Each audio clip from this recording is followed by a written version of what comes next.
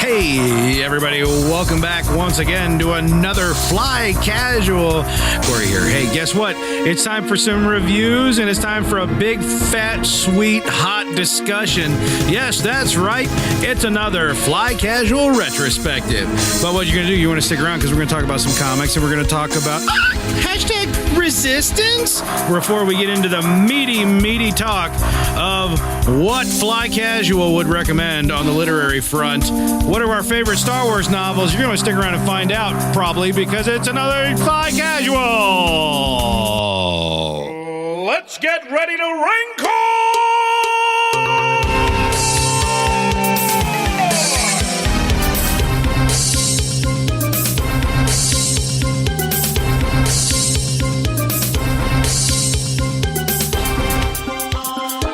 What? I'm 12:30 a.m. You're 12:30 a.m. Wait, what? It's what you time are. is it? No. Tell me that my introduction was lackluster. I'll lack your luster. Or lust your lacquer. What? You better not tell me the time, because that's Is that legal? Never tell Mike the time. Never tell me the time. Yeah, there's a thing. Never tell me the time. That's 9:30. That's the thing about Southwest Fort Wayners. Never tell them the time. I gotta Especially get up when tomorrow. they're that old. I'm going golfing tomorrow morning. Dumb. Are you really? You're a dumb I person. am. It's like 40 degrees out, dude. We're gonna be golfing. Yeah, our intention tomorrow is actually to take a part in the zombie walk downtown. Have fun really? with that pneumonia. Yeah, convince the kiddo because she this year she said for Halloween she wants to be creepy bride. That is good times. She wanted to be a downtown. creepy's bride. So we went and we were at the Halloween stores. We had to go like poke around, press all the buttons, make everything scream and stuff at Right. the Halloween stores. And she saw and her age, her size, 5 different zombie bride packaged outfits. Right. And she wanted, of course, they all cost $40 or $50. Of course. Every But time. they ended up finding one at Walmart that's a black wedding dress for There you go. us 7-year-old girl. Corpse bride, man. Corpse bride. So I Nice. went down to the old Stoners Fun Stores, Ooh, circa nice. 1949. That place has been Stoners. around. It has. Is that where they sell the bongs? Yep. where- Yep. No. No. Nope. Nope. Oh. They do have Said magic tricks Stoners. and stuff, but Said it's a Stoners. costume, makeup, I prop got store. confused by the name. Yeah. You Yeah. would love that store, Garrick. Yeah. You actually would. I And, love. Do they have 25% Funko off. Pops there? No. They had 25% off life-size stand-ups, cardboard stand-ups. Zombie right now. pops. I like 25% off stuff. Yeah, me too. Tell me we more. used to go there when I was in high school. My mom would take me there before I could even drive to buy stage makeup. Nice. That's where you got your stage Yeah. makeup and stuff like that. So that's where I went. I walked over from Stage work. makeup. I walked Not something in. I've ever purchased. Yep. No, but see, you also weren't the only guy in the dorms to have his own makeup box, makeup case, like I did. I never had a makeup Nope, case. nope. But you were weird enough to room with a guy that did, and that thing came in handy a few times. But yeah, I walked over there and I walked in. I told the lady, I said, "All right, I got a zombie up my kid and maybe me a little bit, and I want to get if you buy the makeup in the stores, you buy the Halloween makeup, the Halloween branded stuff in the stores. It's not even to get you through that one time. That stuff is garbage." You know what I mean? You're like, oh, I'm going to get some white makeup and I'm going to put it on you. And you get halfway through it and you're out and the kids, half their face is still normal. Right. That stuff's garbage. I said, I'm going to go and I'm going to buy the good stuff. Maybe it'll actually last through a few applications and it'll last. Throw it in a case, keep it dry. Gotta You laugh. don't want it to run when you cry. No. I had to Right? get the thick Is that how it blood. works? I got her the super thick blood that don't run. So I Yeah. can stipple sponge up her Yeah, face man, after there you you get. go. I got some latex. She's a little on the fence about this. Oh. Yeah, put the liquid latex on her face and you let it dry a little bit and you do a few layers and then you pick at it with the tweezers and it makes it look like the skin's rotting off. Yeah. We're going to do the whole 9 yards I used to do that with Elmer's glue. and it's supposed to rain tomorrow. It's supposed to rain during the zombie walk. That makes it even. That adds to it, though. Wear a But hat. it's about going to be sunshiny in the morning. Then it's going to look like the skin's just melting off. Yeah, or just Yeah. running off. Oh man, there's a fleshy normal person underneath that dead You zombie. really thing. are going to get pneummonia. Yeah, Have fun with it's that. cold and wet, and Yeah. so Yep. now it's this thing that I was looking forward to. That my daughter was all excited to do this big, really, and with my girl, I like her to do a lot of different kind of crazy things. She's not like me. She said the phrase to me, "Daddy, I'm just not into Star Wars anymore." anymore. I know. You know, Heartbreak. I've heard that crap. Heartbreak. She's like way more into just like the girly girl kind of stuff than she's ever been. I got to accept that. But the more I can kind of like pull her into this, like just kind of weird off kilter, asexual stuff, I feel like it's all a win, just kind of Like keep plants. her balanced. Yeah. Plants are asexual. Well, actually, sometimes. a lot of plants are actually Yeah, sexual. Yeah. Yeah, but some of them aren't. That's the whole. You should see idea the pine of tree next to my pollination. house. It is constantly just jizzing pine cones all over the ground. So I don't know Pine if that cone works. jizz. How does that? I don't know how that works in no, my head. that's all you need to know. can't- Well, it is always erect, so. Yeah, that's true. Wow. Yep. Yeah. We learned all about suppose you're right. about conifer reproduction Yeah. at McMillan They're all sticky Health too. Center. All those All that coniferous sap. trees. Yeah. Yeah, you get covered in sap. That doesn't just wash off either. Yeah, it's like a hot shower. Now, Super do you hot. do you swallow the sap? No, not usually. Wow. Wait a minute. No, if I got it in my mouth, Wow. I'd This spit it out. just took a. What is very- going on? I don't know. I mean, it's kind of bitter. Hey, Star Wars. What? Star Hey, ladies and gentlemen, Wars! welcome back. Fly Star Casual, Wars! episode number 202. Hey. Whoa. That's I'm a your host. palindrome, guys. Mister, a number. The numbers get palindromes. 98 away from 300. That's Anything can be a right. palindrome. Countdown to 300 has begun. Woo! It's celebration to 300. Okay. I'm your host, Mr. Corey T. Wilson. With me on my left, having blocked me completely out of frame of the camera for anybody watching on YouTube, Mr. Michael J. Archbold. I felt like we had all Corey last episode, so now this episode. we're A gonna do mile all and a half Howie. away. They could see my arms waving from behind the microphones and things like that. You are so vain. I know. I probably think this podcast's about me, really. Hey, it's like the song. Uh-huh. Over there, Master Control, CJ Howie.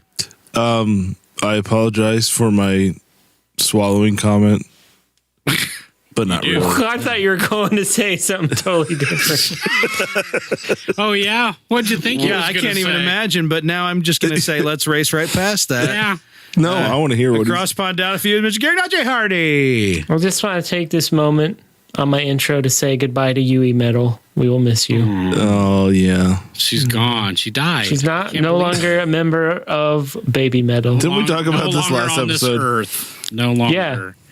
That's Yeah, so but it needs to be sad. brought up Yeah. again. But I'm assuming Dewey and Louie Metal are still there, right? I think we need to organize an online baby metal mosh pit. Boycott? You gonna boycott? no. Wait. What? What's wrong with you, Mike? Rip the e-brake. Rip the e-brake. Howie, pray tell. How does what constitutes an online digital mosh pit? All caps. Oh, ooh. All Yeah. caps, right? We can do that. All right.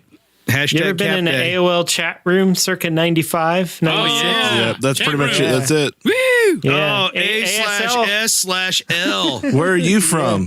Want a cyber? Hey, Cyber girl. Mosh, that is, not the other one. Hey, girl. My Be a- hand's on your thigh. BRB, Hey, everyone. I am- I've got mail. I'm punching you in the butt. yeah. What are you wearing? That's my mosh pit. A pink sock and a smile. Oh, no. Padme's come. Can't hit on I don't know if you Padme. guys. Padme was really big into Chat rooms the and chat AOL rooms. chat Yeah, rooms, right? she was hardcore. Yeah, that was her time. She went straight for the jugular. What happened in there? She wasn't messing around. Speaking of going straight for the jugular, gentlemen, it's time for some reviews.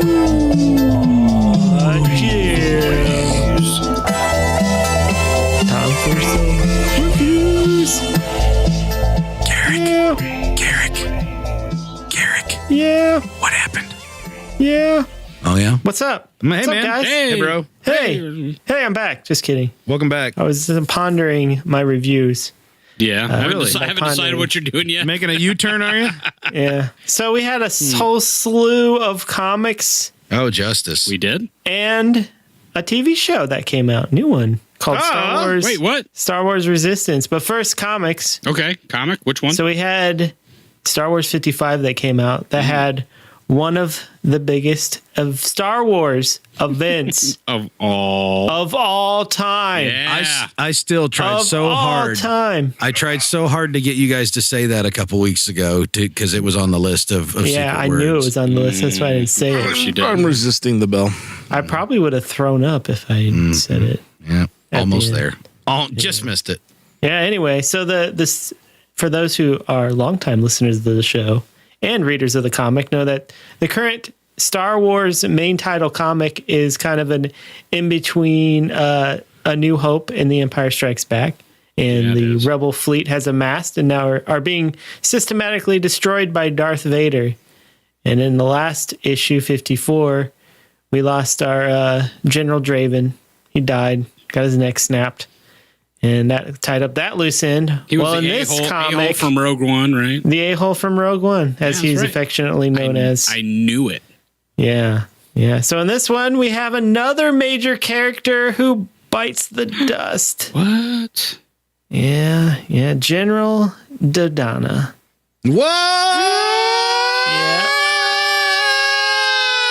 Yeah. Special part about that was when we were actually in the same pitch. Yeah, man. That actually got really excited. I had a moment. whoa. I felt it down in my, Yeah. Okay. Big bombshell there. Yeah. What? So you remember him calling Princess Leia Princess Leia. That's Yep. how he's Yeah. best known as in A New Hope. So Admiral Adama. Yeah. Yep. Admiral Adama. It's all about the Adama. Yeah. Some Cylons came on. Yeah. Effed him well, up. I guess no, since but he called her Leah, it was probably his time. yeah. Bastard. He had to go. GTFO with that dude.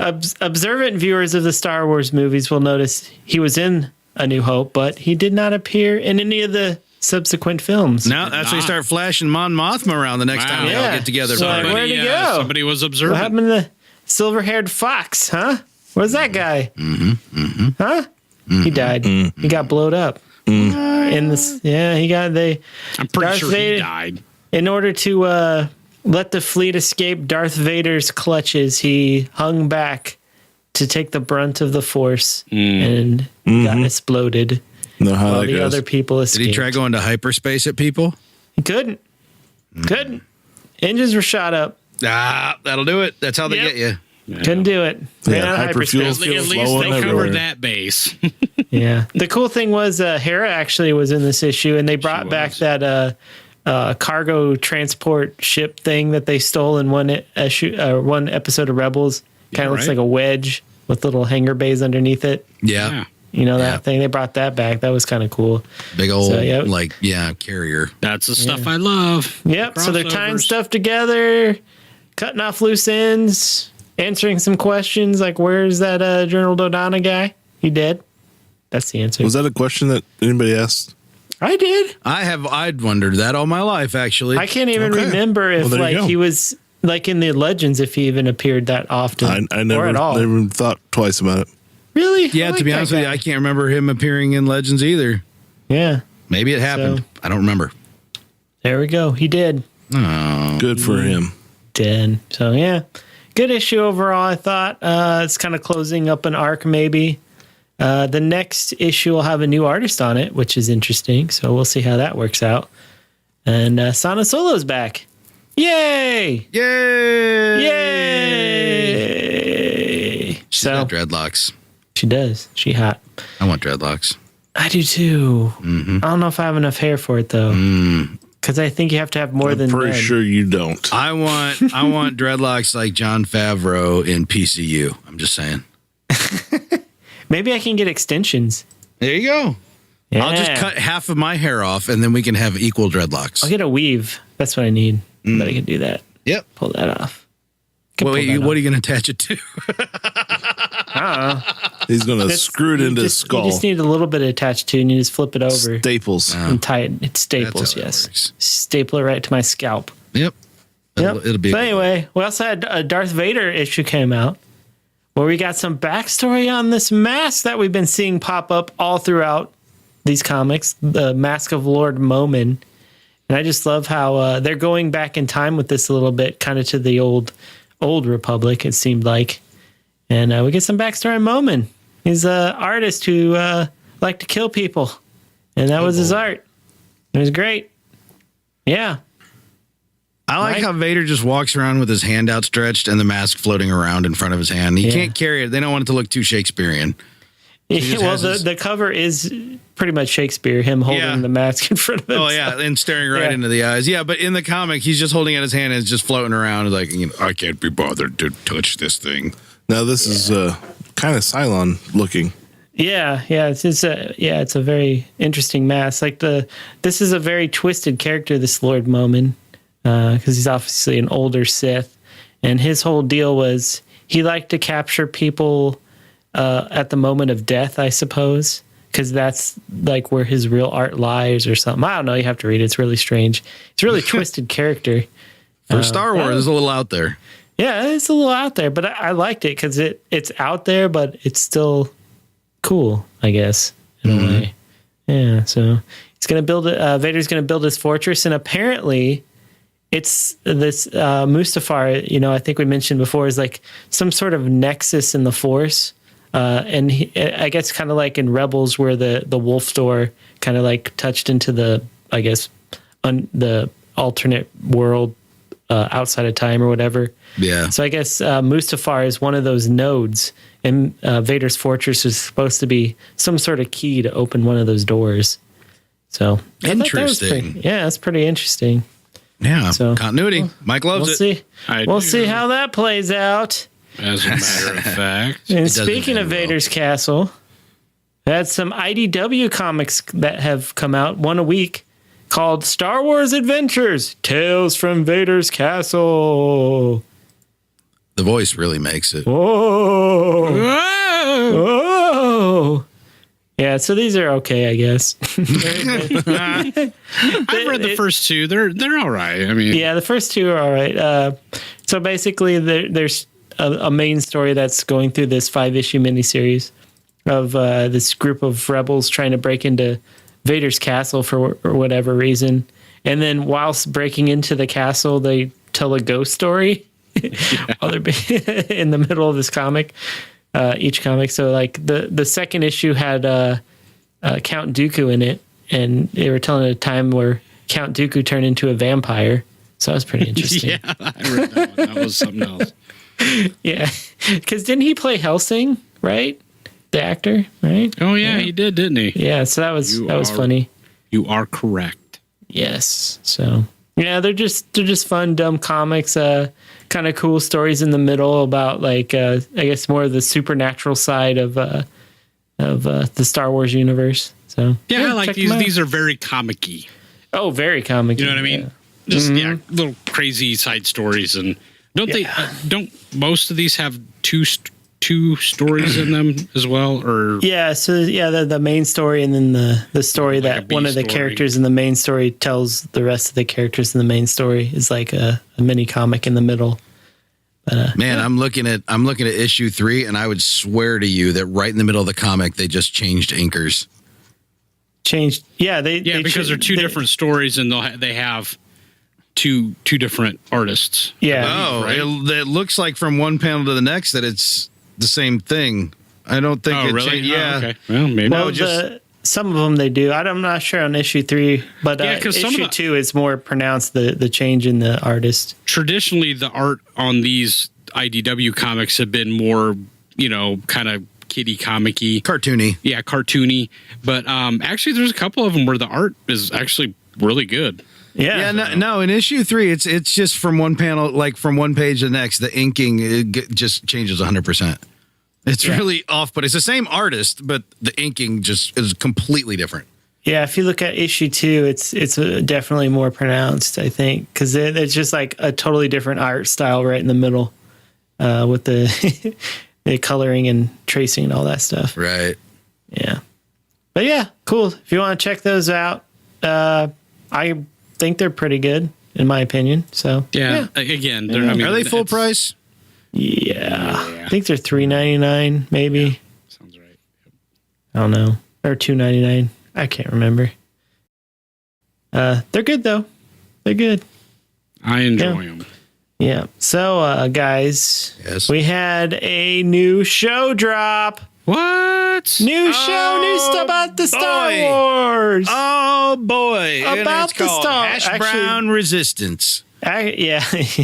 Star Wars Resistance. Dun, dun, dun. It's happened, guys. It's finally out. How do you guys all feel about it? Mike, do you love it? Mike, do you love it? Did you love Resistance? What? Mike, what did you think about Resistance? Did you love it? The trailer was interesting. What, so the trailer is more interesting than the show, Mike, that you watched? Resistance, what? Mike. Mike, you watch? How do you feel about the show? What? You didn't watch the show, did I you, did Mike? not watch the Howie, show. do you love Resistance or what? It was Mike? fantastic. Liar. You did not watch it either. You just watched it while we did the comic review. I did. And I did. in the interest of full disclosure, I did not watch it either. Are you? What are we? 2 weeks in? Well, that is just fantastic. How on earth did the three of us not watch this? Garrick has. Garrick has watched. Of course, Garrick watched. And I have every intention I watch to watch. everything. I just haven't.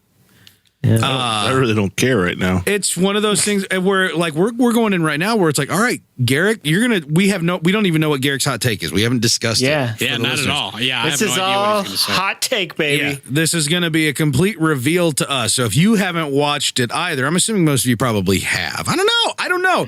People might be in the same boat we were, where it's like, well, we're confused by the marketing and we Yes, just don't know. Definitely confused. I think I told you guys that I'm really going to wait until when you guys watch it and tell me that, yeah, it's worth my time. Unfortunately, Garrick's been selling Daredevil season 3 so hard on me. I don't know when I'm going to get around Can we to talk it. But about either that way, instead? Let's talk about Daredevil season 3 instead.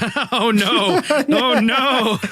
All right, Garrick, you got to tell us, right. man, what is going on with Resistance, the 10 All o'clock right, children's so show? The 10 o'clock children's show. So if you're like me and you have the Disney app thing, you've probably seen the first 2 premiere episodes as well as 2 additional episodes. But since only the first 2 episodes have officially aired, I think I'm only going to talk about that one. Okay, fair enough. So the first 2, it was a 2 episode 1 hour special called The Recruit. So the main character in this show is named Kazuda Giano, I guess, or as everyone calls him for short, Kaz. I was going to say it's got to be one syllable. Yeah. So That's if you the rule can, now. Yep, just Kaz. And at the beginning of the episode, he saves kind of Poe Dameron from getting blown up by some TIE fighters, but more, I guess, Poe saves him instead. And then Poe's like, hey, man, you're a good pilot. Want to be a spy? Because that's something. Yeah. Right? Yeah. So, Yeah. so Poe drags him out to down to this station on some water where they have races, and that's kind of where the show stays for the entire episode and the additional episodes that come after. Wait, what? Yeah, so like if you're like me and you like Star Wars, and one of your favorite thing about Star Wars is the different locations that Star Wars has, well, this is taking a different approach to that because it all takes place on one station so far. Locations are expensive. The Deep Space Nine of Star Wars. Yeah, we complained. Hey, early that's on, a we good complained about comparison. how Rebels was all on Lothal, and Yeah. you know, Right. Yeah. Yeah, Huh. that's true. Yeah, so I don't want to really break down the entire story because it's really simplistic. Basically, he's put there as a spy, and the only reason he's good as a spy is because he's so outlandish and crazy. He's just like this young kid who just gets into trouble all the time. He's basically like almost like a smarter Jar Jar, I guess. oh no, that's not 'Cause he's that's always- not something anybody wants to hear. He's always screwing things up. He doesn't fit in. He just says stupid things sometimes. He's a But I scamp. guess that makes him a perfect spy because no one would ever suspect him of being a spy because he's the way he is. Okay. Yeah, but we get introduced to some. I mean, I will say the strength of the show, I think, is everyone but the main character. Because I really liked Niku, who is voiced by Big Head from Silicon Valley. Spaghetti. Yeah, he's got the really weird way of talking. He's kind of like very to the point, and he's bubbly and serious, and he like always tells you how it is, and it's very interesting. And then there's Yeager, who's kind of this old grizzled veteran of the rebellion. So he's kind of like he's Kaz's mentor of sorts, and he kind of joins Yeager's crew to fix up fighter planes and race cars and stuff, race jets or whatever they're called, spaceships. Yeah, Space jet ship flyers. space jet ship things. Yeah. Cosmo cars. Yeah, so the whole thing about being on this space station is doing the race. And if you enter, you have to do this race, and if you don't if you enter the race and you want to drop out, you can't, or else they throw you off the side into the water, and I guess you die because there's giant fish monsters down there. Okay. So of course, Kaz brags about being the best pilot in the galaxy, and they make him race, and then his ship blows up. So there's that. Yeah. Yeah. Yeah, but the side characters are good. They have a couple characters that run like a junk bay, I guess, where they sell parts for ships. And they're probably I like parts for ships. That they kind of remind me of Click and Clack from NPR a little bit. I don't really? know what they were officially based off, but it sure seemed like it to me because they're very, one's like a big white bird thing, like a puffy bird thing, and then the other one's like a, I don't know, like an Ugnaught or something. Interesting. Yeah, but overall, I think maybe, and it's not just me, but pretty much everyone I see is kind of tepid on it. And again, Really? I've watched the next few episodes, and nothing really happens. It's just a series of events, I think. And Is it just kind of one-off episodes? I mean, there's not really an overarching story yet. Not yet. Like, he's supposed to be the spy trying to figure out what the First Order is doing, but the First Order isn't even there. So I'm not exactly sure what he's doing right at this point to spy. Is this a children's show? Yes. Yes, I would say it is. Why is it on at 10 o'clock? Why? I don't know. Why do you I don't know. say it's a kid's show? I mean, because of just the simplistic plot, the dialogue, all of the above? Like there's nothing complicated about it. There's no I watch Star Wars, I look for like deeper meaning. There's none of that in there. So it's very surface. Everything's on the surface, and why 10 o'clock? I don't know. I don't that know makes why. no It's so sense to me. confusing. It feels like they banished it to a time zone or a time that would not help it. Right. Yeah, it doesn't make any strange. sense because this is I don't feel like this is geared toward me. It sounds like a Saturday morning show. It is. It very much is. I mean, it's kind of enjoyable. It's not like Rebels where I had to see the next, Right. episode. Yeah. This one I'm like, I don't even know when it airs, to be honest. So it's like, I guess I'll catch up when it's all done, or if someone says, "Oh, wow, really got good at episodes." Is this even something that we would continue to review? No, Do you think? I don't think so. Yeah. Wow. There's nothing really to review because nothing happens. I mean, it's sad to say, like, nothing. It's its own contained story, so nothing really affects the greater universe so far, in my opinion. But Wow. I don't know. If you're going to do a contained story, you should make it more interesting. Have you looked online, seen what other people are saying Yeah, about you it? seem pretty tepid, right? Yeah, I mean, I've looked at Rotten Tomatoes, and it got pretty high score with the ratings, but there was only like 11. Well, there's some controversy about that too. Yeah, I know. I'm not just putting that out as the Right. truth or whatever. But What? I mean, just from Fill me in. What's the controversy? Somebody went in and looked at each of those because it had like a 96% score or whatever. Yeah. Somebody looked at each one of those individual scores because there was so few initially. Yeah. They were all like bot. Well, I want to say they're bot accounts, but they were created that day. There was no. You talking about history. critics or audience? I believe it was audience score. Okay. And there was no. I mean, they were created like all the same day, and they were all just 5-star reviews, and they were. So it was strange. You don't like to believe that. People do that, but they obviously do. Well, they have a thing in here. I'm on the Rotten Tomatoes page, actually. It's got a critic score of 91%. yeah, but there's only 11 for all reviews. critics. Yeah, There's all if you 11. Critics again. I take critic stuff. hold on. If you click on top critics, it drops 50%. Yeah, yeah. Interesting. So, yeah, how many critical reviews are there? Like, I'm looking for that information here. I don't see it. I mean, normally they put like quotes and stuff on the page. Well, I'm not as familiar with the way they handle TV, Right. but Yeah. yeah. Yeah, but it sucks because I wanted to like it, but I don't know I don't think I do. I didn't hate it, but it just didn't grab me in. like what Rebels did.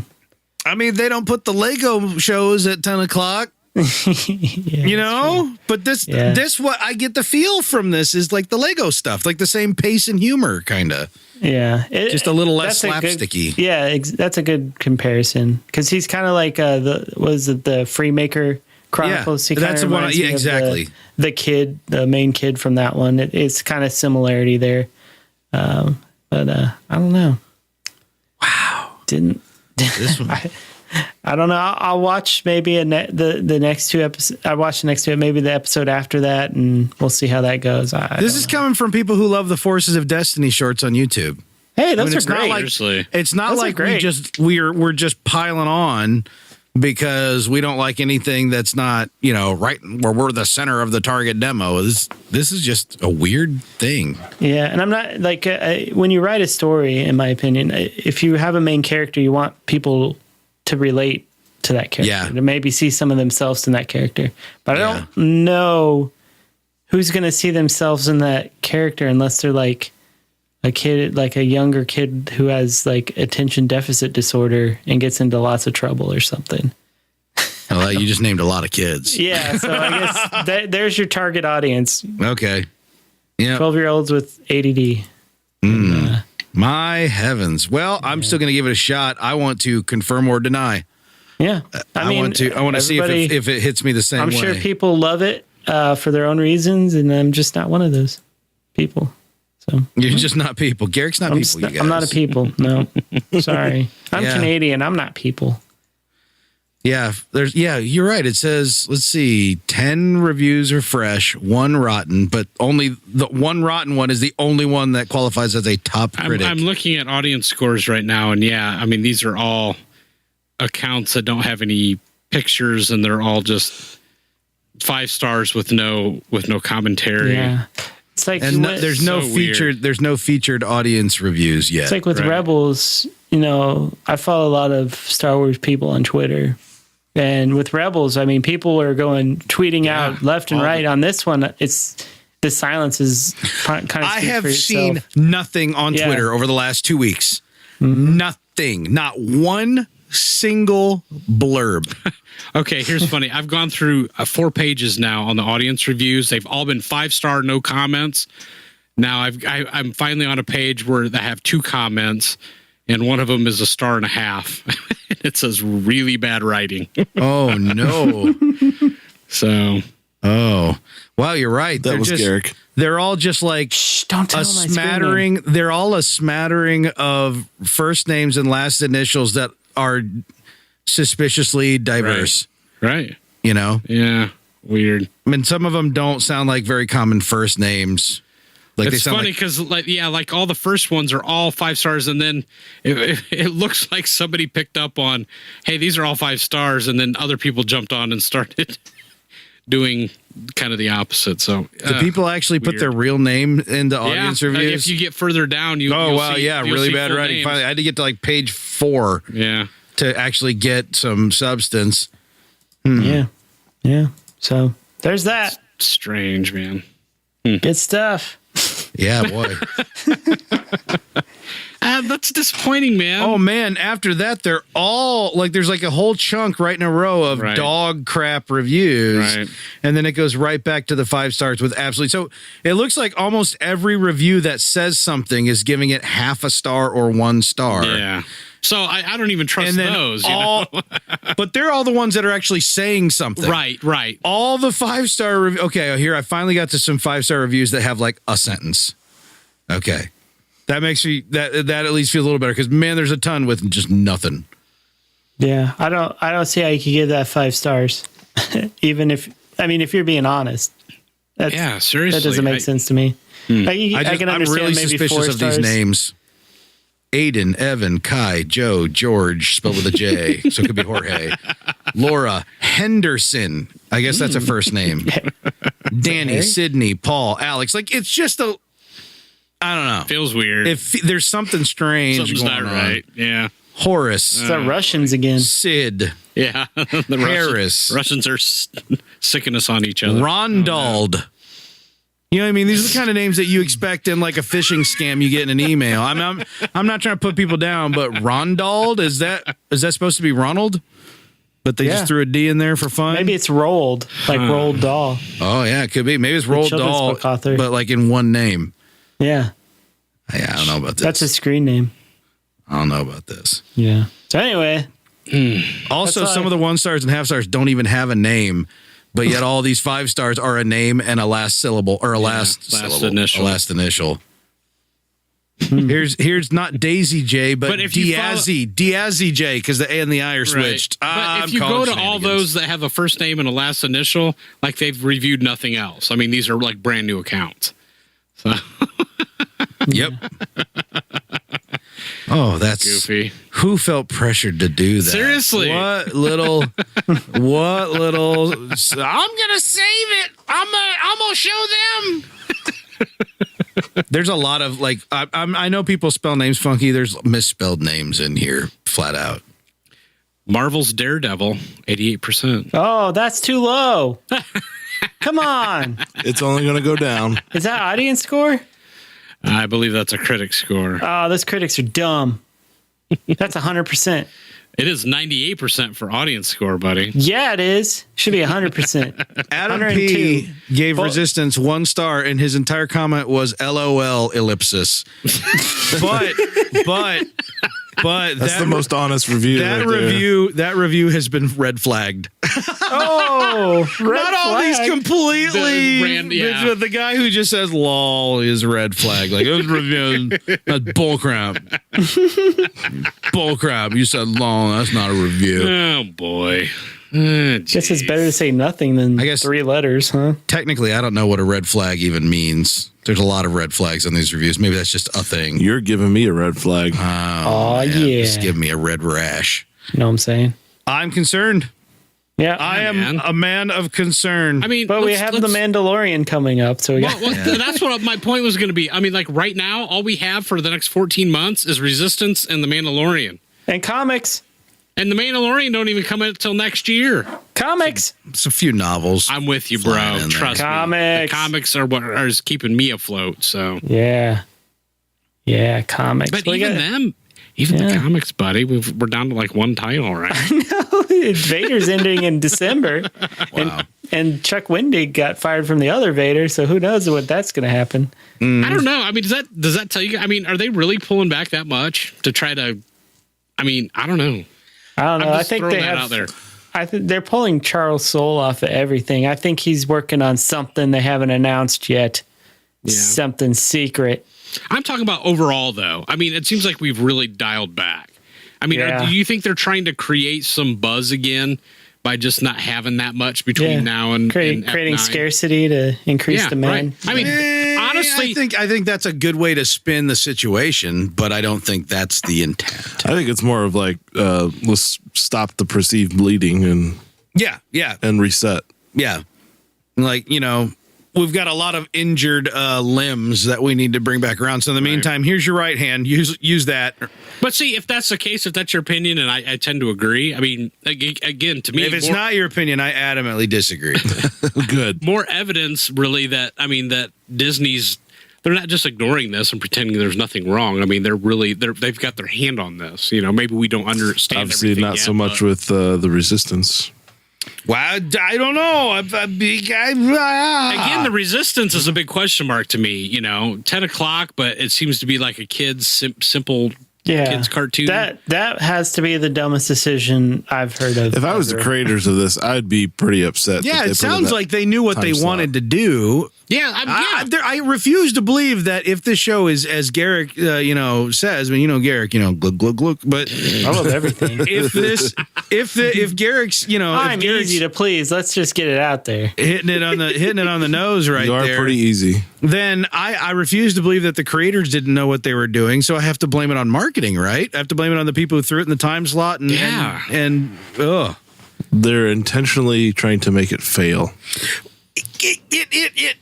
It may have some of the trappings of that, whether or not, conspiracy, whether or not didn't this kind of come out of nowhere, seemingly? Yeah. And so it's kind of like we didn't say anything about it because we don't know. We don't know what to do with this thing. Yeah. Throw it on a Saturday afternoon. I mean, Yeah. or 6 o'clock on a Wednesday. Right. Make it Put just it in make a it a time that coloring makes book sense. or something. Yeah. Well, seriously, I mean, Or web there's been other Star Wars kid properties like, the Yoda Lego stuff and all that. I mean, those were very clearly defined. Yeah. I knew exactly what they were. They Yep. were at But times never that even made had to sense see a for clip, kids. and you knew exactly what to Right. expect. So Yeah.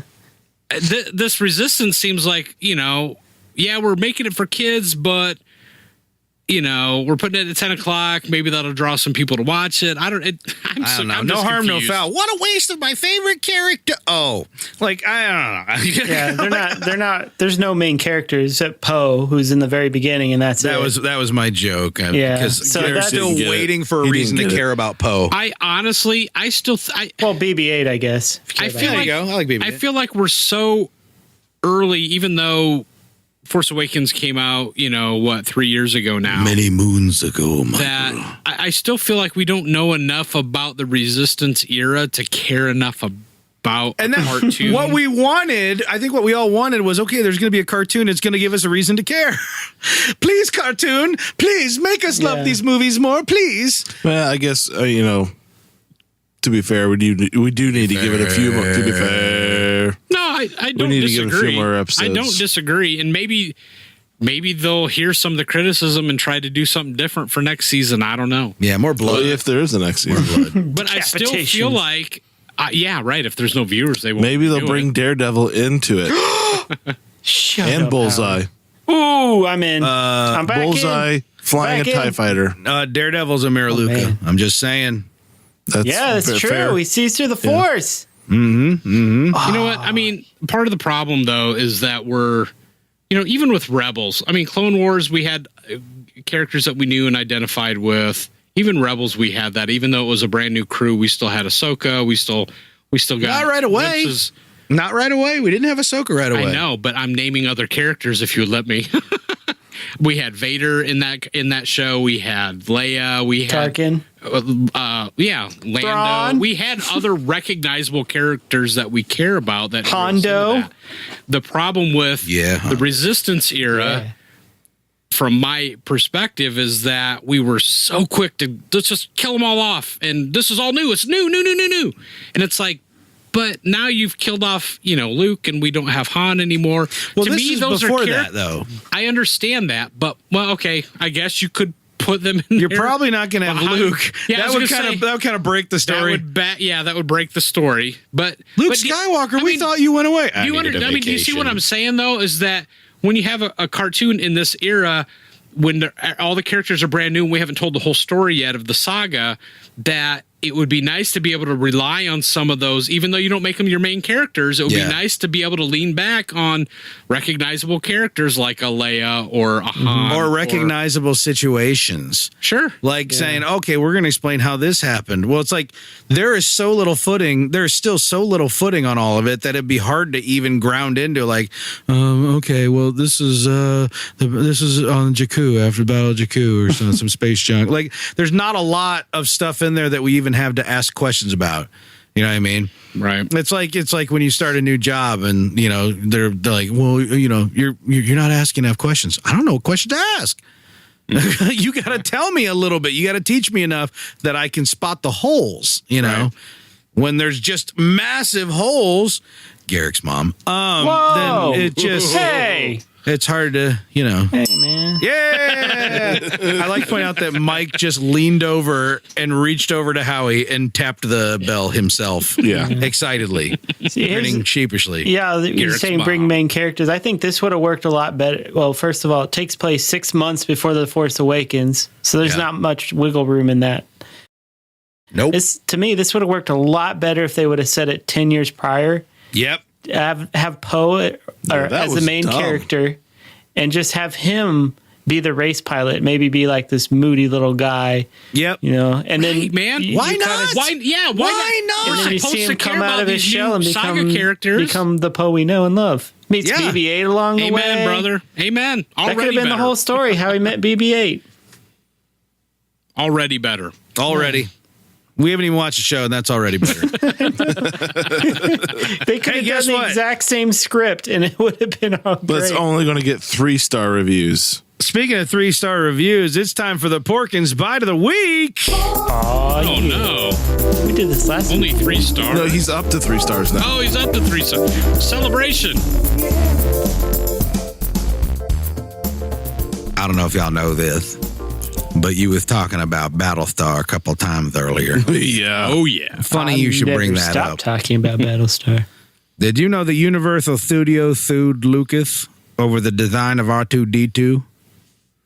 Yes, it's true. Because he resembled too much a trio of drones from the movie Silent Running named Huey, Dewey, and Louie, much like that Asian pop group you like.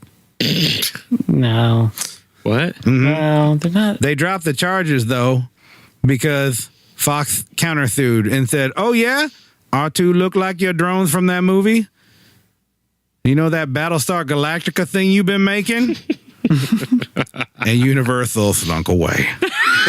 Yeah. That showed him. Yeah, they did. 2 seasons, right? It's not a stormtrooper. They're shiny. It's a robot. They're called toasters. Freaking toasters. Oh, man. Yeah, Fracking toasters. All right. Fracking toasters. It's time to go deep dive. Frack, yeah. Deep dive. Glowy spine dive. You can say, oh, yeah, this week, buddy. You won't have to drink. Again? My tummy, you know, I was making fun of you guys eating. My tummy. You guys, Did you just say my tummy? my rumbly tumbly, My tummy tum tum. I remember when I was a teenager, I was at a store somewhere with my parents or something, and then there was a kid who was talking to his mother. He's this blonde kid. He looked to be like a year older. He's probably 16 years old. And they were at a grocery store, and he's begging his mom to buy him like the cereal or something. And I'm like, get a hold of your damn self. Wait, what Have kind of some cereal was it, self-respect. though? What kind of cereal? Were we talking Lucky Charms here? I don't Golden remember. Grahams? I don't remember. But Are we talking like Honey Nut Cheerios? who knows on. why kids go crazy for the taste of Cinnamon Toast Crunch? Cocoa Puffs? But the point is, the following thing came out of this kid's mouth. He jumped in the air and slammed his feet down. This kid's like 16, from what I could tell. Slams feet down and he goes, but Mom, they're yummy in my tummy. Completely non-ironically. Did you punch him in the nads? I wanted to. I wanted to go and just like you don't deserve these, you know, like. And then open the box and just start eating him over his crumpled body. Yeah. Like dripping crumbs all over him. Dang. That's what you get. That's hardcore. honest to goodness, tummy. I was not exactly the Bitch. picture of macho at any age, but I'm sitting there going, dude, you're making us all look bad. You need to cut this out right now. Well, I hope you feel bad because he actually had that disease that makes him grow fast. Oh, he was only age fast. He was Oh, he only was 7 or aging. 8. Yeah. Oh, he was aging backwards. Oh, he's Was like he Pac Benjamin Morita in that Buttons one or movie. something. I don't know. Wasn't he You been guys like are 80 terrible. then? No, wait, it was Terrible. Ralph Macchio. What's not Pat happening? Morita. What? I don't know. I don't know. Karate Kid's awesome. Star Wars. He had the Webster But boy, disease. this week for I was discussion- making fun of you guys before we started Yeah, recording. he never actually got to his comment. Both came down with like snacky snacks. And the funny thing is we all came down, get ready to record the episode. Garrick's waiting patiently. I You was got up actually and just left. watching Daredevil. Came back with, or you had snacks, got up and left and came back with more snacks. And then Mike got up and left and then came back with snacks. We're all sitting recording. I'm like, oh, make sure you guys all have something to eat. My stomach is growling so loud, I'm afraid the mic's going to pick it up. You should have ate So- some Pringles. Serves you right. If we were I to, promise not to pick up your tummy. if we were going to start me drinking right now, it would not be long before I would just be in a puddle of my own like bile. Would you like me to run and get Challenge you some Taco accepted. Hell no. I'd rather go to sleep hungry. I would rather go to sleep because I've passed out from malnutrition than eat Taco Bell. Bell? Yeah, more for me. Wow. Fair enough. Yeah, I'll have some. Bold Mike, what's going on? statement. Well, boys, this week for discussion, we are going to talk a little bit about. Everybody knows, most people know that at least me, Corey, and Garrett go way back on the OG novel. Yeah, well, screw you too. Well, buddy, Wow, dude. There's three of us. Come There's three of on. us. I Screw want all to three of include us. you in this, but you didn't read all the old shit. I man. read them all. That hurts did? my feelings. All right, then all four of us, baby. I did not. I did no such thing. Howie's of two minds on the things. One of them's truthful. You did not. Howie's not experience read them. of old was just the movies. He loved the movies, baby. Yep. But the rest of us kind of deep dived into the OG novels. That's saying we're nerds. That is saying we're nerds. Uh-huh. And actually, I was a hipster latecomer nerds. to some of this because I actually didn't start reading the novels. Geez, what year was it, man? Probably 02-ish. So there was a good, 1902. there was a good smattering of novels. You're a Mike noob. was by the trying to time I figure out picked it what he up. was going to do with all his retirement time. And rather than just sit around and fester on the back porch of his grandchildren's plantation, they were they still called plantations Thanks, back then? Pat I'm not I don't sure. know. Maybe. Anyway, I just thought it'd be fun to kind of go around the room and maybe give the audience our recommendation, maybe our favorite book, like the OG book. If you're interested in checking out Any some of the book. legends. You ain't got to limit it. You ain't got to limit it. No limit. If you want to do the new, There's some books you the shouldn't new read. stuff. Yeah. Yeah, there are some books you shouldn't read. Yeah, maybe we should give one that we recommend and one that we say completely avoid at all costs. I can think of two or three that you need to completely avoid at all costs. So we Yeah. should be able to knock that out. I could I'll think of a start- whole multi-year long series you could avoid. Yeah, but it's hard to avoid all of it. And there's a couple of shining stars buried in that hot Yes, mess. there are. That's true. So, but anyway, so let's just hop around the room and Corey, what was? I was gonna say, don't save me for last. Everybody saves me for last, and then Nah. there's no end to my droning. So you gotta not today. crack We're gonna- me out first and get me over Give with. me give me your avoidance novel. I gotta do avoidance first. Yeah, do I feel it. like I got a lot more to say about that than I do about. No, I'm gonna give you my favorite one first. All right, do it. I Jedi. Yeah. Oh, dang it. I Jedi. Why don't you give us a quick synopsis Oh, geez. and where it falls in kind of the timeline? I Jedi is a novel. I'm just off the cuff. I Jedi is a novel written by Michael A. Stackpole that is set in Star Wars Galaxy. It was first Star Wars novel written first person perspective of a character never seen in the movies. Novel takes place around. This is all just off the cuff. Okay, it takes place around the same time as Jedi Academy trilogy. And so in this fact, for the lay person, this is be post Return of the Jedi. Luke is reestablishing the Jedi Academy. I think right? we're about 7 years post Jedi because Right. let's see, Zon trilogy was 4 years. Not ABY, but 4 years after the trilogy, right? And that's when the twins are born, and the about twins right, are yeah. like toddler wielding lightsaber wielding toddlers. right. Toddler wielding lightsabers would be wicked though.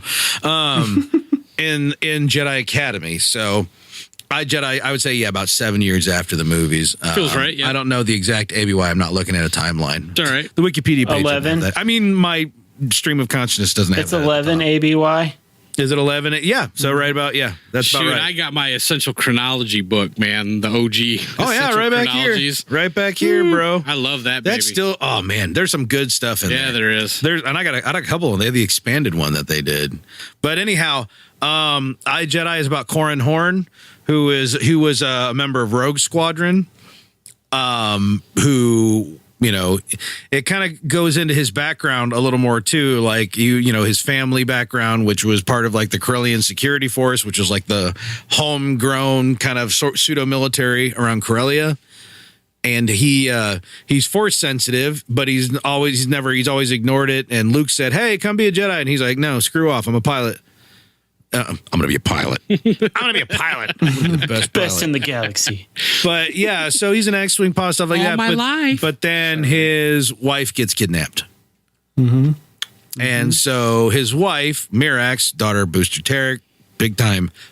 I wouldn't call Booster a smuggler. What is Booster? An entrepreneur, I guess. Yeah, He's a right. shady That's a good way to put entrepreneur. it. And Mirax is kind of like With a Mirax Star is- Destroyer. Yeah, he owns a Star Destroyer.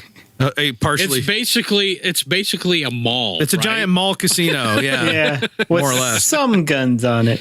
Either way, Mirax is actually like an intelligence operative, I believe. But she gets kidnapped, and Corran knows it through the Force and tries to make contact, and he can't. And he's like, everybody's like, "Well, how do you know anything's wrong? It's a big galaxy." And he's like, I Force sensed it. And they're like, "That's lame." And he's like, "I know, shut up." But then he's like, "All right, like he tries to find out what happened and there's nothing and she is just gone. So he's like, there's nothing I can do. So he goes to the Jedi Academy and he joins up. So you actually get parts of the Jedi Academy trilogy, like scenes from that, Right.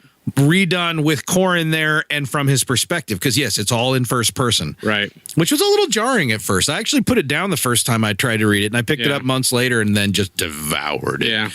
But basically you get his going from like having latent force ability and denying it to going through the training and becoming a full-fledged Jedi. I always loved Corran's abilities in the Force too because they were atypical. Yes, most Jedi have the ability to move, move objects, and and they're great sword fighters and all that stuff. And Corran's abilities were a little more muted. Well, he literally had no ability for telekinesis he has whatsoever. None. Yeah, it's like a handicap. Under certain conditions, he did. And there's that great scene, right? Yeah, with the boulder. Yes. Yeah. Go ahead. And that's one of my favorites all basically time. It's on the academy and Luke is leading, this first cadre of students and they're all like young adults. It's not baby children or Padawans or anything like that. But they're all sitting around and in a cave or whatever, and Luke is trying to get them. He's doing the size matters not lesson, trying to get them to lift the boulder. And, I think maybe a couple of them it's been a long time. I think a couple of them get it to wobble and stuff, but nobody can get it to move. And it gets to Corran, and the dude who can't move, Jack and Squat. he knows that Corran can't move it. He so knows he's really that Corran, pushing. yeah, so Luke's really being a butt. Like the boulder just goes right up in the air, and all the students are leaning back like, what? Because they're all sitting around like Indian style, or I'm sorry, crisscross applesauce. And and they're all freaking out, blah, blah, blah. And Luke is like, whoa, I didn't really expect. And then they realize, wait a minute. Something's not right. Something's not right. Boulder never moved. It's just sitting there. And Corran just suddenly unlocked the ability to plant the image into everybody's head. Like he was trying so hard to make the boulder move that he convinced everybody and himself that he'd moved it. He moved it, right. And it had never moved. And that was such a clever way to show the diversity in Jedi powers, which we kind of lost that when we got to the prequels and stuff of that. Because they're very ubiquitous. Well, what the story became is, oh, you're good at plants. We're going to ship you off to Jedi plant land. Right. Like they tried to do with Obi-Wan. Right. You know what I mean? Oh, you're not so good at fighting. We're going to send you off to non-fighting. We're not even going to call you a Jedi. You're second class. We're just going to call you a squib. Like it was that kind of stuff where it's like, oh, if you don't fit the exact mold of a Jedi, right, you're not going to be part of the major prequel stories. Although some of the authors got into, the ones who had like better skills with like medicine and stuff like that. Sure. But in the OG books, almost every Jedi had a specific set of skills. Yeah. Where like, they were always geared toward the thing that they, for some reason, could do exceptionally well. Yes. And for Corran, it was based on literally he couldn't do one thing, and it resulted in this explosive ability of another thing, which I think related back to his bloodline, because as the book unfolds, you find out his grandfather and all stuff. So anyway, it's a great book. You see him go through that, and then he turns the corner. He's like, all right, it's time to go freaking find out where my wife is and start kicking butt. And I love the character. I love Corran's. I love his temperament. One of my favorite. Yeah, he's quick. He's a hothead, but he's also very intelligent, like strategic thinker. But he's got a little bit of that Han Solo in him where it's like, oh crap, stuff's falling apart, kick the door in. You know what I mean? It's like, there went the plan. Plan B is rush forward. And he's got a little bit of a Spider-Man-y sarcasm to him, but he's also got a serious streak. I love that character. Yeah, he started off as you said he started off as a security officer, right? You said yeah. It's like a cop. Yeah. Space cop. Space cop. And a pilot for the space cops. I think iJedi and the Jedi Academy trilogy are essential reading if you're interested in parts of the Jedi Academy trilogy. As much as I love that series, are hard. They were, but I still feel like if you want to dive into Legends and really, if you're interested in that and you haven't done it, to me those books are an essential part of filling in those gaps. Yeah, you want to see a Jedi Master like whipping TIE fighters out of the air, or like a bunch of students like crushing AT-ATs, ATSTs. Just with the Force. It's pretty, because that was the first time it's like, all right, here's a bunch of Jedi, and this is what happens when a bunch of Jedi are fighting together. We didn't have that. Right. Didn't exist. So they went whole hog with it. during that sort of Imperial attack on Yavin 4. That dovetails well into the X-Wing series as well, because Corran Horn's a major character in that as well. Yes. Because Stackpole wrote a bunch of Stackpole and Alston wrote that series together, and those are really good too. Yeah, there again, I think that X-Wing series, at least there's 2 different X-Wing series. There's what? Rogue Squadron. There's you can almost say there's 3. And then you have Wraith Squadron. But then you go back to Rogue Squadron ones that take place after the Wraith Squadron. Right, ones. Yeah. Right. So Aaron Alston's books, maybe not as essential, but they're still... they're a little goofier. They're goofy. They're fun. But I feel if you're a completionist... Alston lays some seeds that he harvests way later. And there's a payoff. But in terms of essential for the legends and how the universe plays out after post Return of the Jedi, those first that first half of that X-Wing series is essential because it essentially sets up the retaking of Coruscant. I mean, that's the overarching story, which I loved. I mean, that's we'll get to yours. I got to do my crap book now. Yeah, go ahead. Do your crap book. I'm wrestling between. I mean, there's 3 that I find to be essential garbage, but I hate to do it. I hate to do it because I feel a lot snittier against Barbara Hamley, but I'm calling Vonda out.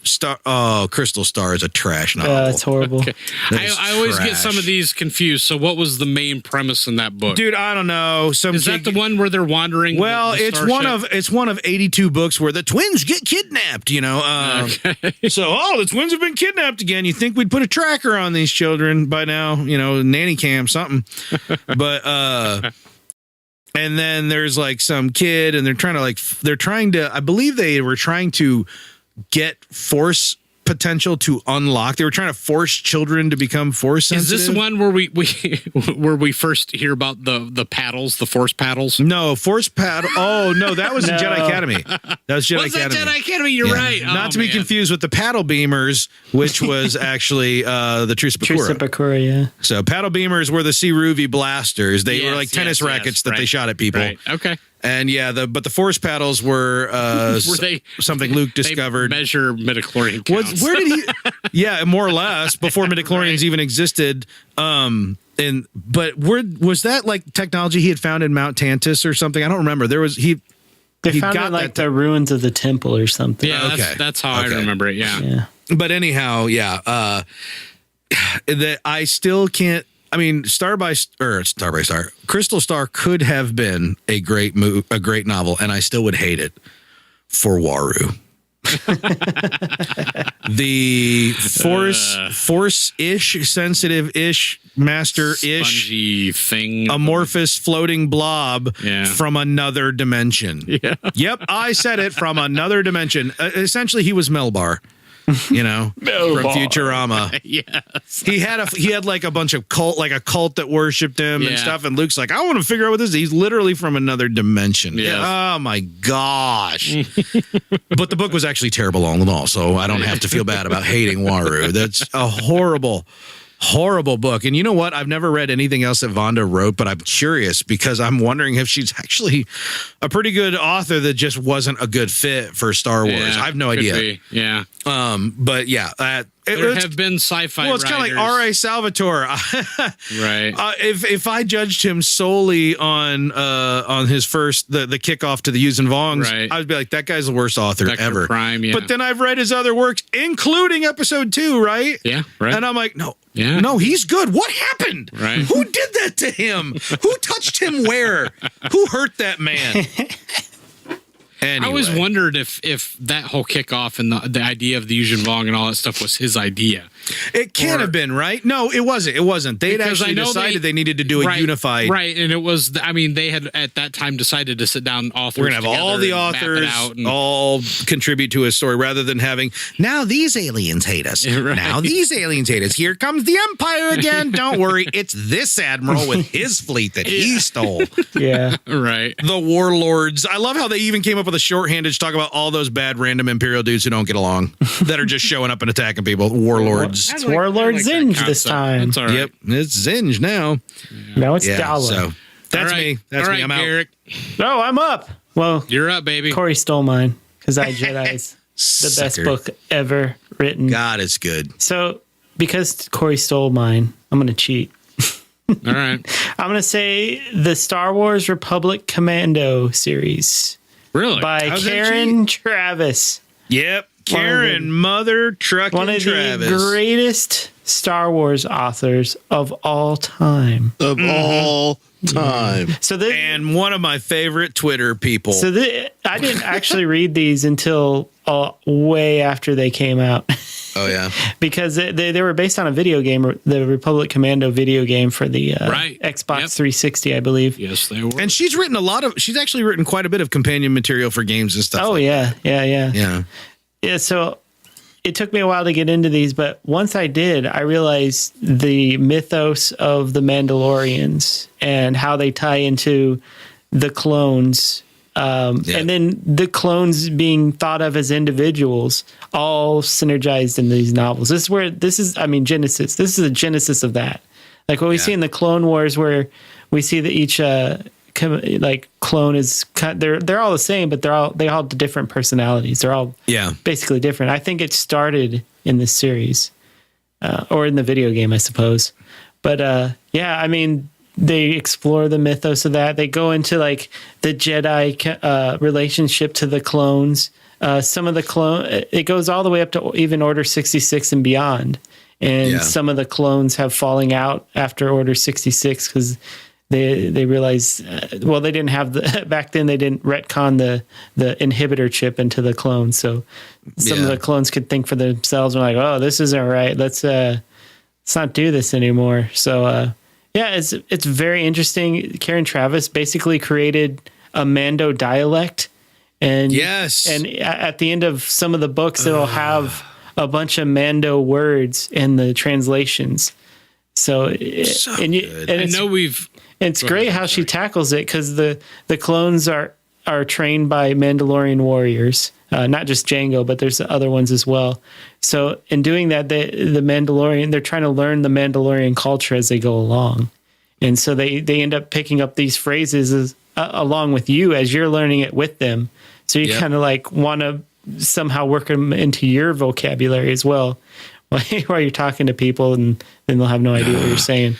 She's so good. There are certain authors in the old legends that are like go-to authors that really set the overall stage. You have your Stackpole and guys like Zahn. And you have to put Karen Travis at the top up there. She was later on. She came later. Yeah, she came later, about halfway through. Right. Really. So, but her contributions are so, and we, although I know we've retcon blasted by George himself. Blasted out of the before the reset happened. Yeah. But if you really have interest in the legends, you have to read Karen. I mean, just any of her novels. Probably would recommend all of them. The problem is with the ones with the Legacy of the Force ones, you have, because that's when her, Alston, and was it Denning? Or was it Luceno? It was Denning. They were doing every third. Like they wrote 9. Each of them wrote 3 books of a 9-part series. Mm-hmm. And so it was like reading a terrible book, almost as terrible book, and then an amazing book, and then a terrible book, and then an almost as terrible book. But the amount of thought that she put into Mando culture, and I mean creating it from scratch, and so perfectly. It was almost one of the like best crafted things in Star Wars. It was almost Tolkien in execution. I mean, she worked out their language, their culture, everything. And those the books in the was it the ones with she's right the Bloodlines or Legacy of the Force or whatever. These books tied into those. Like a lot of these characters were brought back in that one. And there's a lot of little things you might not have got reading Bloodlines or prior to her contributions, the Mando culture itself was very disjointed because all you had was Boba Fett. And remember, Jango. Boba Fett even had different names. Jaster Morale. And there was one author would do this, another would do that, and whatnot. And she came in and the one thing that we knew is that they were scattered. And they'd been scattered for a long time because of the Old Republic, the Mandalorian. So the general overall mythos is that there was a world called Mandalore at one time. Yeah. And that that world became war ravaged and it was no longer inhabitable or was destroyed, and that the entire culture, basically uplifted and moved to other planets. Yeah. To which they would, give the name Mandalore. I mean, basically the culture and the mythos and everything. They were kind of like, I would say they were most closely relatable to some, like a mixture between like Native Americans, yes, and in their displacement, like a more of a war, focused tribe of Native Americans, and like Scottish, like the Palestinians, Reavers. You know what I mean? Yeah. Or even the Jews. Because along the way too, they would pick up other people, like people that weren't blood Mandos. Yeah, that's could true. Become assimilated Like into Vikings, the culture, actually, in that way too. Right. So yeah. I mean, just it's really it good. makes me mad because and it was an agriculture. It's not something agriculture. It was funny because their whole economy was based on agriculture. It was farming. They were farmers until they got called up to war, and then they all went to war.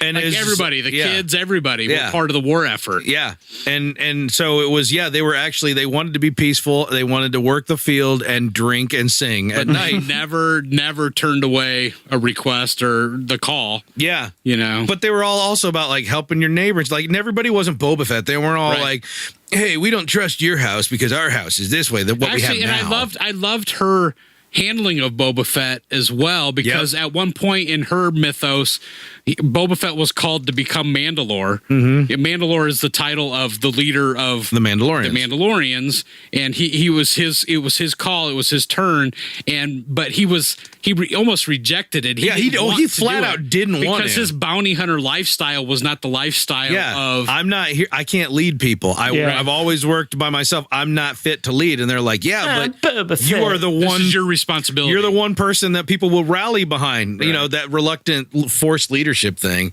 with Jaina Solo there for some reason, but because the overarching story of those 9 books required it. But even then, that ended up being awesome. Yeah. And oh my gosh, it sucks because in those books, there were good books and bad books, right? But that was the first thing that George Lucas literally just in a snap moment just hiked down his dungarees and took a dump right on some of the most wonderful work that anyone had ever done for his property. And those books, it has a Mando culture, but it also has, it has something for everybody. It has like good fight scenes and battles, like has romance, has humor, they had everything. And she's such a good author, and it sucks that she'll probably never come back again, ever. Forever. I'd imagine she's probably pretty spurned, even if they wanted her to come back. We actually, Corey, out of all of us, this new Mandalorian series, he's jokes constantly about. Have you called Karen? Have they called Karen yet? Or are they? Well, what I'm happy about is that they've called Filoni. True, because I don't believe, despite the fact, is Clone Wars is where we saw the execution of all the great Mando stuff getting thrown out the window. Right. But I don't blame Filoni and the only reason why I don't hold that against Filoni is because when I asked Pablo outright, it was who made that decision. His words, that was all George. Yeah, he made the decision. Like I get the feeling that almost everybody there was like, wait. Hey, really? Are you sure? There's some good stuff here. Yeah. And so my hope is that Filoni sans George doesn't mind pulling back in that direction. I mean, I'm not saying we're going to get Mandalorian. He's a lone Mandalorian out in the outer rim for whatever, but anyway.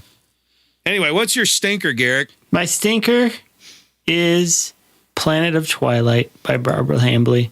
Yep. Oh, you went for the second one. Yeah, because it's so bad, I never finished it, so I have no idea what it's about.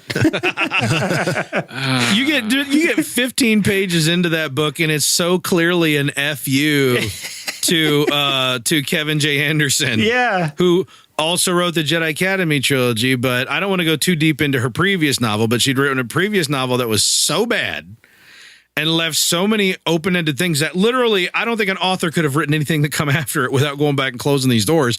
So Kevin G. Anderson wrote Darksaber and literally slammed the door shut. He's like, no, I on got this open-ended stuff. I got this. And she's like, now. Yeah. Well, she came back way later, 10 years later, and said, here's my sequel. Yeah. And everybody went, meh.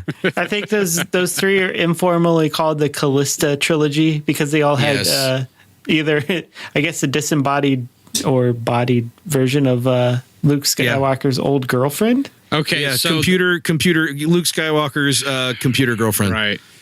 So is the planet of the Twilight? Is that the one that they're on the ship? No, on the Eye of Palpatine. That's Children of the There's one where Luke is caught on a ship, and I think that's where he meets Callista. Yeah, That's Children of the that's Jedi. the Eye of Children of the Jedi. Palpatine. Yeah. Yeah. That's the Eye of Palpatine. That's the first book in the trilogy. That's No, my wait, stinker. that's Children of the It's Jedi, Children of the Jedi. I was gonna say that's why I'm like, you went to the second one. Well, the second one, the first one. the first one I actually read. Yeah, it's true. I finished the first one. That's a good point. I'm trying to remember Callista's thing. She's a disembodied Jedi, right? But she found the Eye of Palpatine or something. She was there.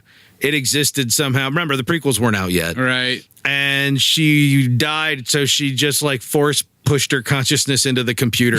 Right. But at some point she inhabits at some point though she inhabits a body. Yeah. Oh yeah. She No, that attempts happens. to have a relationship with Luke. I believe that either happened it happened at the end of Children of the Jedi. Right. And then she goes off. She says, "I have to go do my And I thing." think she tries to hook up with Luke for a while, but then eventually one of the authors just has her run away. Well, I think that's what Kevin J. Anderson did. Right. But then she brings her back, and I'm with Garrick. I can't tell you the plot. Yeah. I can't tell you the It plot was of Planet probably Twilight. it's probably so stupid I just like blocked it out of my memory. There's vampires in it. Yeah. Well, now wait a minute. I'm back in. Pick up my essential chronology. Had vampires in it? Refresh myself. I've read Twilight. a lot of You're talking about Twilight, right? Yeah, Planet Yeah. of Shiny Vampires. Twilight, Right? Yeah. Well, Mike, we know you're stinker. Well, and just so you know, I have one. You do? I said I wasn't, but I do. Well, ahead, man. let's do you because Mike just named his stinker. Let's do you last, and let's let Mike say what his favorite is since he already had to admit that Children of the Jedi was. There you go. We've covered the three that I knew we'd cover and three terrible ones. I knew that would happen. Okay, so the obvious choices, of course, is on Children, so I'm not going to go there. But for me, and my choice, you guys are going to laugh at me when I tell you. No, I can't My wait. choice, I'm one of those guys that I'm a nostalgia guy.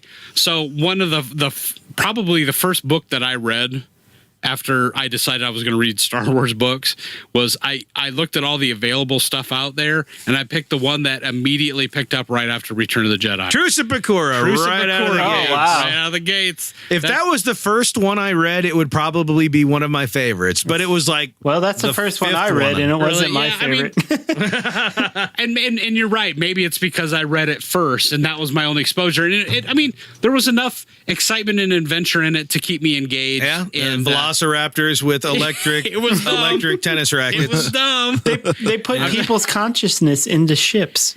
Yes, they How did. can you Yep. go wrong with that? All right. So what happens is basically, Return of the Jedi happens. They've blown up the second Death Star. The Spoiler. Emperor's dead, and they're literally still on Endor. Yeah, this is like when- 2 seconds after the pyre goes out. Yes, exactly. And then the fleet gets a Yeah, you distress- literally have that scene where Luke's like, "Oh, well, I better head back now."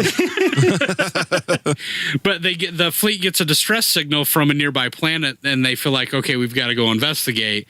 So I think Luke ends up going. They send a few people, Luke and probably Han and Leia and all that.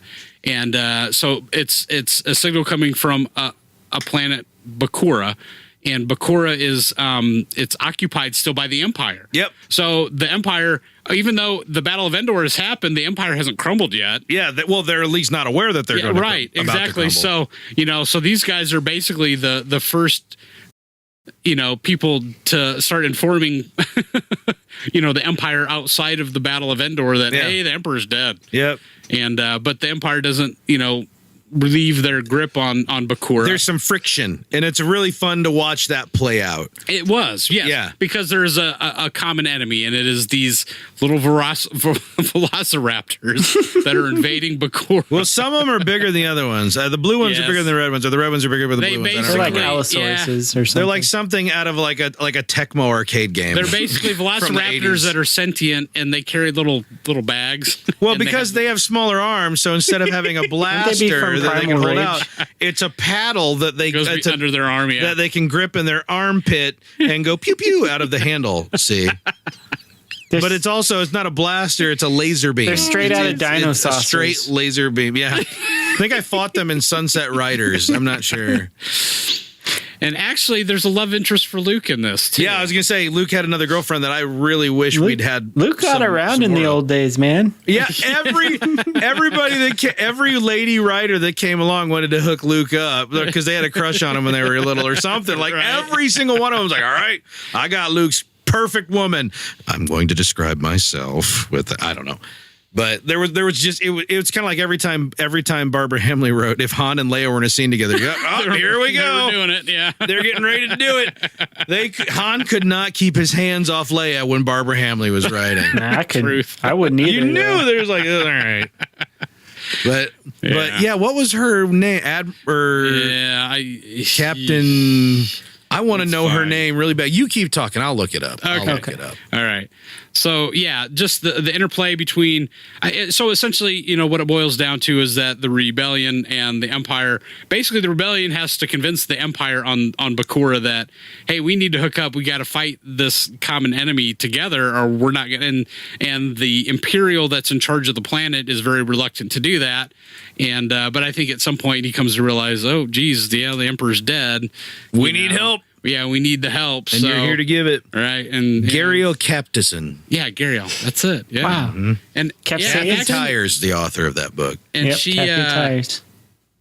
She wrote one of my favorite of the Yuuzhan Vong series. I like Kathy Tyers. I like her writing. It seemed like it was a good start for me because it was an easy book to read. It was interesting. Yeah, maybe it was a little out there. And you didn't have to know anything. See, even if you sit down with the Zahn trilogy, Zahn trilogy is written for the person who's only seen the movies, right? Sure. But still, it comes hot and heavy super fast. Like, okay, I don't know what this looks like. I thought I would know what everything looks like. I don't know. Where's the Rodians? Right. But Truce of Bakura, because it's the next day, you're literally being fed everything at pace. Mm-hmm. Sure. Mm-hmm. So maybe not essential reading, but it was a fun read for me, and it really got me engaged, and that was my jump off point. So okay, yeah, good. Howie, turn. My turn. Howie.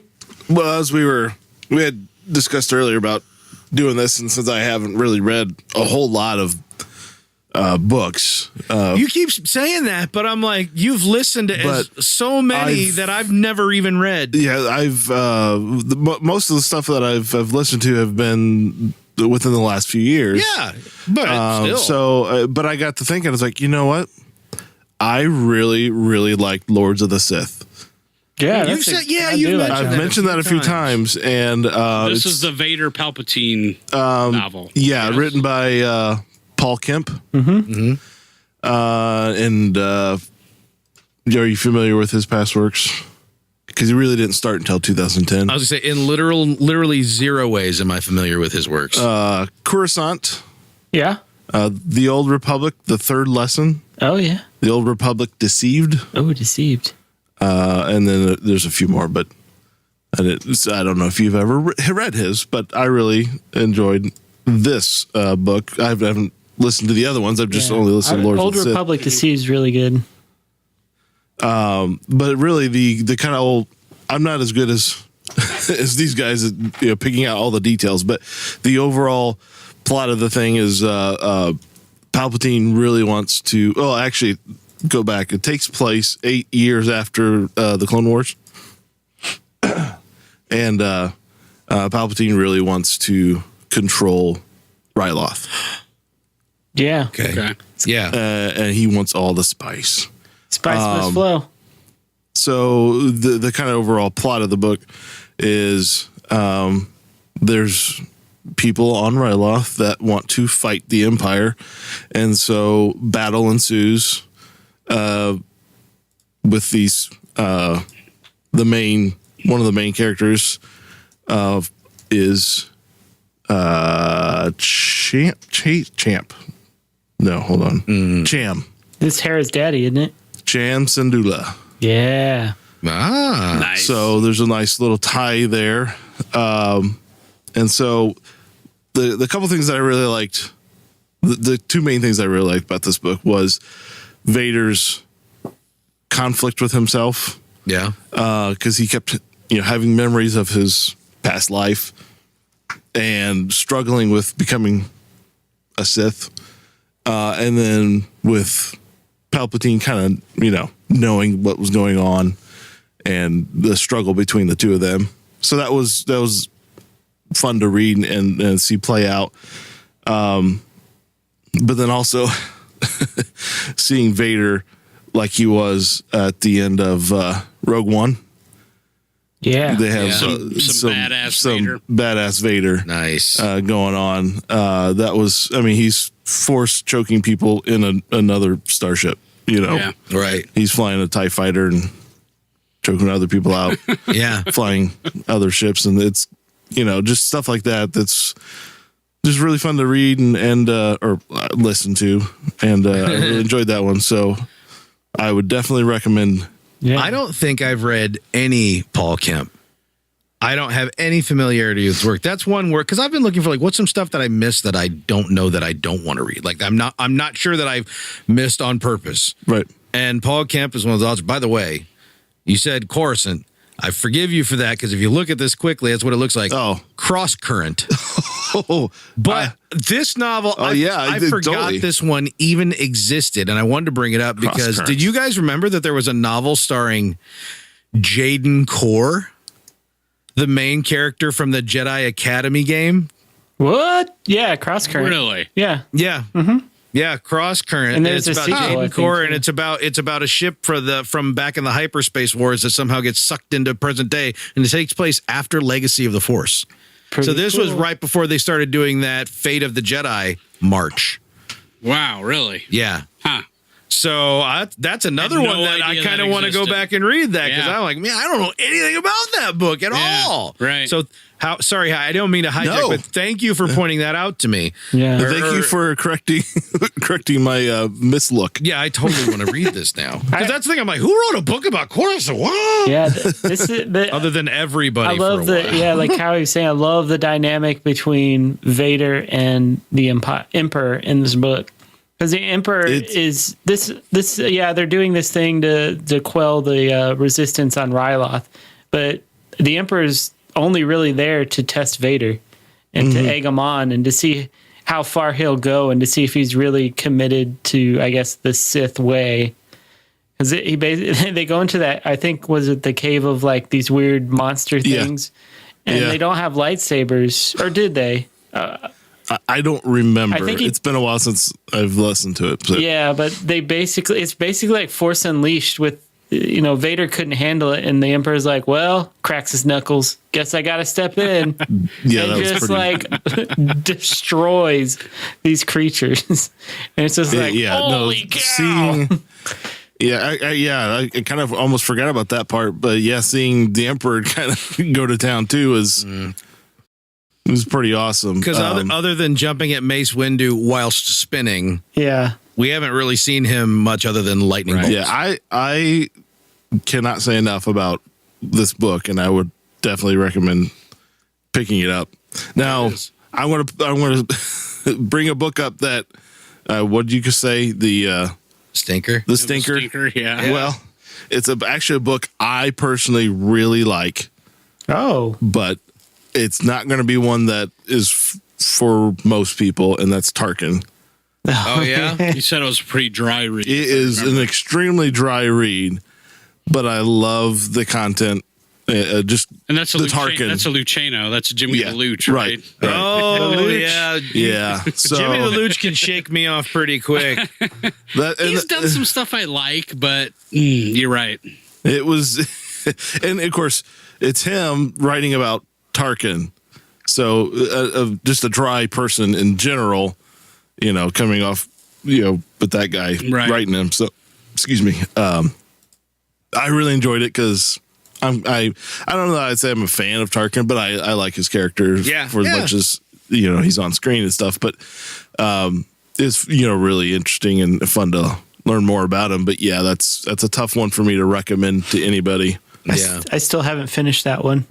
The first time I tried to read a Jimmy the Looch novel, I don't even remember which one it was at this point, but I remember I was like 5 pages in and he was still describing the way the stars looked in space and nothing had happened yet. I'm like, I'm 5 pages in and we are dazzlingly dancing. That's what I would always say. I'm like, I can't stand the stars dance dazzlingly authors.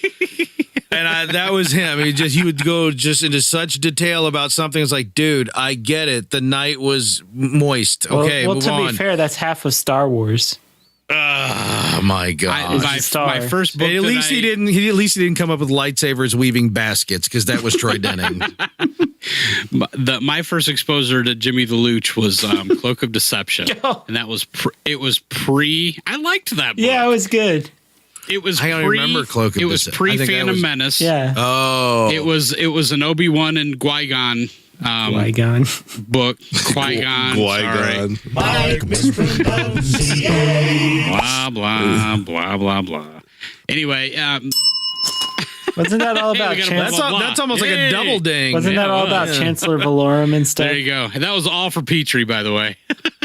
Yes, it was a Chancellor Valorum kind of his rise to power, and it was a political novel. So that's another one that probably not a lot of people would have dug, but I liked it because at the time I liked the politics behind the Phantom Menace and all that. So I'm trying to remember what my first Luceno book would have been. Probably Jimmy the Looch. Yuzhen Vong. Did he start in the Yuzhen Vong? I felt like there was something before that. Maybe not. Well, Maybe not. He might have been the Agents of Chaos. Might have been the first one. Oh, was that the one where Han Solo painted the Falcon black? Well, let me, Garrick, if you will, let me just off the top of my head give you a synopsis. No, I'm not really going to do that, but I am looking at the Wikipedia page, and yes, by looking at the cover, you've got Han Solo with like the black hair and the black jacket. So that one was The terrible. new Jedi Order. Also, I think that might have been our first exposure to Vergier. Might have been in that novel. Yeah, that one was terrible though. It was The new Jedi Order, Agents of Chaos. I should have picked that one as my stinker. New Jedi Order that was really bad. Was the Vong invasion. Actually, Agents of Okay. Chaos 1 Heroes Trial. Yeah, they're right. I didn't get a chance to finish. We weren't going to give it to you. And he wrote 2. yeah, he it was a did. duology, and they were both And he terrible. wrote Darth Maul. Saboteur. But he wrote 3. The Unifying Force. Yeah, he wrote 3 New Jedi Order books, and they were all pretty terrible, as I recall. He did the Darth Plagueis book. That one was okay. I like that one. He wrote Revenge of the Sith Visual Dictionary. Oh, he wrote Catalyst. I like that one. And the Millennium Falcon book wasn't bad. Yeah, Catalyst was... It was true Jimmy the Looch speed though. Yeah. Even though it jumped around in time, it was still slow. It was a completely unnecessary book, but it wasn't. Yeah, that is really true. That is really true. Wow. So there you go, listeners. There's our list of our hot list of favorites and total stinkers. You want to jump into the legends? Yeah, That's where we Well, recommend. that just happens to be where we fell everything. Except Tarkin's still canon, right? Yep. And, Lords of Sith Yeah, is still Lords of canon. Sith. Oh yeah, there you go. So so not necessarily restricted to legends, but yeah, obviously that's still the meat and the potatoes of the media we consume because a lot more time has passed in that time. So yeah, check stuff out yourself. In the meantime, I think it's time to tie this one off, gentlemen, because it is late. Yes, sir. And I'm a tired young man. Me too. Or a tired old man. Pick your I got poison. more Daredevil to watch. That's true. Yeah. He's got to squeeze in 1 or 2 more. And I got to before get the to sun Taco Bell comes up. before they close. Yeah, True man. that. What's going on? True that. So anyhow, with the interest of that, why don't I just remind you guys to follow us on Twitter at FlyCasual1138 because we'd like to hear from you with your feedback, your questions, your snide remarks, your hot. Not too hot, snide sweet- though. We don't want to get blocked. Your hot dank Half snide. Half dank snide. memes. We want the Don't block dank me, memes. dude. Yeah. Don't block me, bro. Yeah. You blocking me? Mike's. I think Mike's on like an auto blocker list or something. Yeah. Blocked by everybody. They'll block me. Yeah. That's But I PM everyone but yeah. he follows and recommend to block. There you go. That's actually Garrick's got it set up. They get a message as soon as they, follow you. Yeah. Or as soon as you follow someone on Twitter, Garrick auto sends them a message saying, "You don't want to block this dude." I'm just saying. Just go ahead You and don't hit want that no old part of block button right He's now. a harassing. You'll thank me He's later. a Russian bot. You want to shut him down now. He's a rascal. But yeah, follow us on Twitter Ain't I a and of course stinker? run over to YouTube and subscribe to the YouTube channel, YouTube. Fly Casual Podcast on the YouTubes, where you can listen and follow along while Mike clickety clacks and adds some video or some crap, and I will who be knows what he noticeably does. absent from on this podcast. So you're welcome for that. And then hey, iTunes, Stitcher, Google happening place for sound downloads, wherever it is you get the podcast, and make sure you give us a nice little review, because it really, really matters on when people are out there looking for something to just kick their shoes off, like you do. You sit on the back porch with a little glass of scotch and a cigar and listen to Star Wars podcasts. That sounds You like gotta find it that first. sounds like the good life. If I had to, That's to I believe say. that's the average person's weekend routine there, Garrick. But yeah, to help us land into the lives of those individuals, please give us a nice review, because that's really what drives that, and we want more folks just like little old you. In the meantime, I'm Corey. Over there's Mike. He's got to hit the button to flip it back around to point at him now. 99. Yeah, well, that's not where your microphone is, but that's fine. Over there's Howie. Nighty night. Over there's Garrick. good afternoon. Hello, Jelly. Hello, Charlie. Goodbye, Jelly. Bye-bye. Everybody talks about the AOL dude saying you've got mail. Nobody ever talks about the fact that when you sign up, he would go, goodbye. You remember the goodbye? True. Goodbye. It was Goodbye. like the song. You sign on, you get the you've got mail, you're all excited. When you went to sign up and he goes, goodbye. It was like the Mr. Rogers theme playing at the end. You're like, oh, yeah. Bye, dude. Goodbye. Nailed it. Sound of music.